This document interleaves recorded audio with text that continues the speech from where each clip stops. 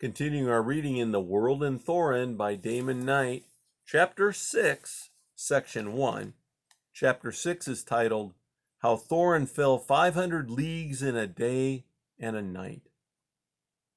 3215 A.D.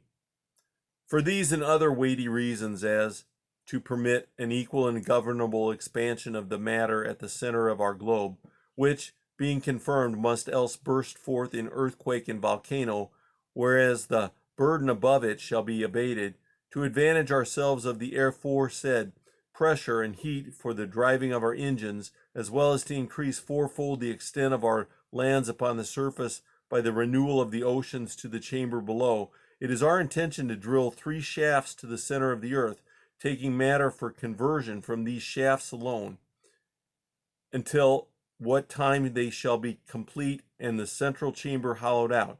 The energy so obtained by all our calculations will satisfy our wants during the next 20 centuries. Thorinn was falling. The lighted ledges flashed by as swift as eye blinks, flick, flick, an ell out of reach. The wind of his passage had grown so strong that he could open his eyes only an instant before they filled with tears.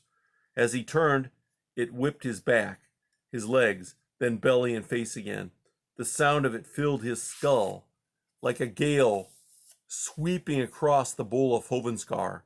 It had been steady, but now it began to buffet him, turning him this way and that, so that he spun now head down, now flat in the air like a falling leaf. The ledges of the great shaft around him blurred steadily upward. The buffeting died away, and an instant later he felt a slight jar, as if he had passed through some flimsy barrier. Then the buffeting came back. A short time later, the same thing happened again, and, after an equal interval, still again. His mind took up the rhythm, and he knew to the instant when the next check would come. After each one, he felt a dull pain in his ears.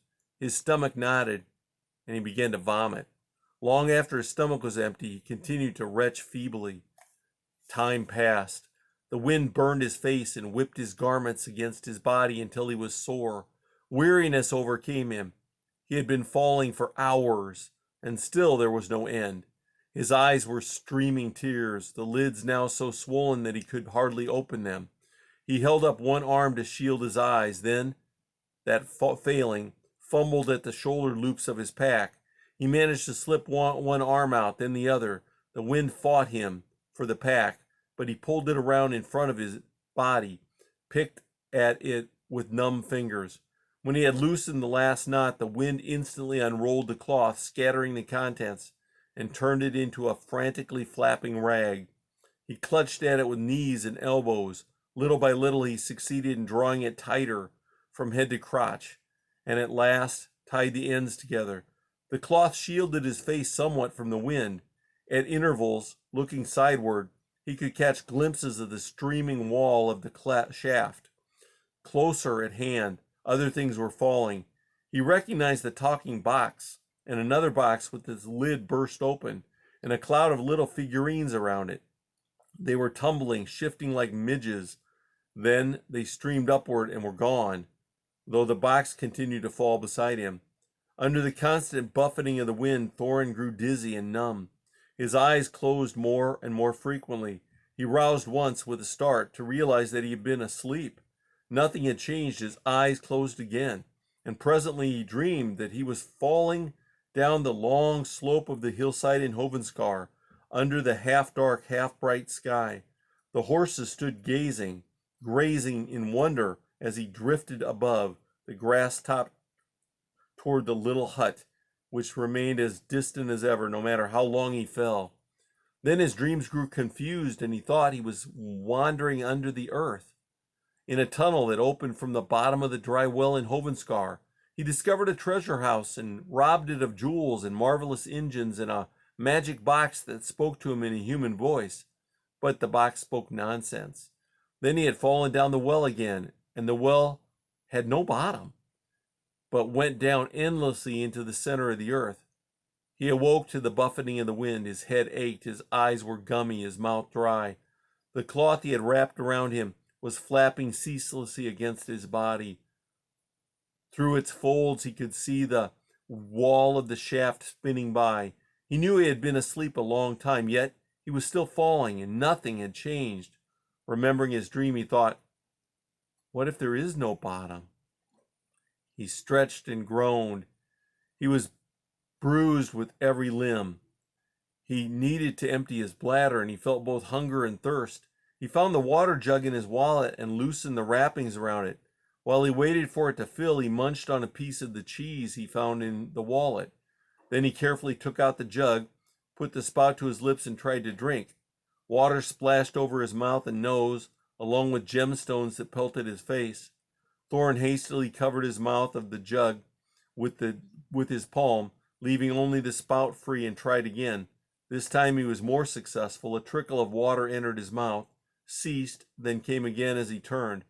His thirst was not satisfied, but he wrapped the jug up again and put it away. He dozed again and awoke, tormented by the aching of his hand and his head. The need to empty his bladder grew unbearable, and at last he pulled down his breeks and made shift to direct the stream out through the opening in his cover, where the wind dashed it into spray. He wrapped himself up and drifted off again into a numb, uneasy sleep. He awoke with the pangs of alarm. Something had changed. The wind was like a great hand that smote him on the breast and back as he turned. The wall of the shaft was moving past him more slowly, still more slowly. Flick, flick, flick, flick, flick. It slowed almost to a crawl. The wind belabored him. Past the fluttering edge of the cloth, he glimpsed a dark band between the rings of the shaft. It tipped nearer. He had only time to realize that he was falling toward it, and then the wind abruptly was gone, and he sprawled, dizzy and too numb to cry out his surprise, on the smooth floor that slipped away under him. He crawled for purchase. Silence rang in his ears like a shout, and his skin tingled to the absence of the wind. The slope under him turned abruptly deeper. He was sliding, falling again. Now he did cry out and struggled to right himself. The feeling of great space was gone. The air felt close. He struck something hard and was at rest in the heaving blackness. There was a tingling somewhere below, then silence. After several attempts, he managed to sit upright. He was in absolute darkness. The surface under him seemed to be composed of thin metal ribs that ran crosswise to each other, leaving square holes half a span wide between them. His fingers slipped down into these apertures and touched nothing. His ribs were hard, but not uncomfortable to sit upon. A puzzle. He felt harder to his fingers than his buttocks. He listened intently, heard nothing. Balancing himself with care, he opened his wallet and got out his light box. The moss glowed dimly in the lighted end. He carefully transferred a pinch of sky moss from each compartment to the other. The lighted compartment grew dark, and the dark one flared up brightly. He turned the box upward, saw a glimmering cross-hatched of metal over his head. This was a floor like the one he sat on, but the ribs were much more widely spaced, leaving squares 2 ells across. Through one of these, evidently, he had fallen. He turned the light box downward with caution, because the lighted end was the one from which he had lost the mica. He thought he could make out a dark floor below, but he dare not turn the box straight downward. A few ells away lay his sword beside a square object which he recognized as the talking box. All the rest of his looted treasures had vanished except for the cloth box and sword. They had all been small enough to drop through the holes in the floor, and although he swept the beam of the light box in every direction, he could not find them. He opened his wallet, drew out the magic jug, unwrapped it, and set it down. Most of the jewels were still in it. While he waited for the jug to fill with water, he identified by touch the rest of the things in his wallet. His fire stick, some pebbles from Hovenscar, a strip of horse meat, a half-empty box of cheese. He ate what little of the cheese, but his thirst was so great he could not swallow much. He tipped the jug to his lips, drank the trickle of water that came out, then set the jug down again. He was dizzy, but he managed to crawl a few ells away, where he took down his breeks and relieved himself, squatting over one of the holes in the floor. He crawled back to the talking box. It lay face up, and he could see a flicker of color in the dark crystal. Box, he said, I am here. Box, tell me, what is this place? This is a place where things fall. Thornton said, why? Why do things fall? Yes, all things fall to other things. The crystal lighted up, and he could see some sort of complicated shape moving across it. I don't mean that, he said impatiently. I mean, why here? What is this place for? The crystal went dark. This place is to take things that fall here. This place not.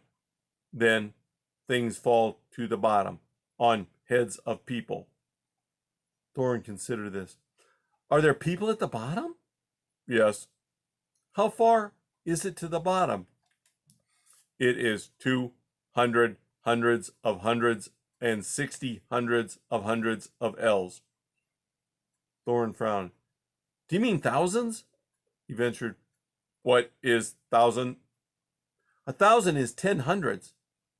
It is 2 thousands of thousands and 6 hundreds of thousands of ells. Thornton tried to imagine such a number and gave it up. Well then, how far is it to the top again? It is 4 thousands of thousands and 4 hundreds of thousands of ells. And that's the end of section 1.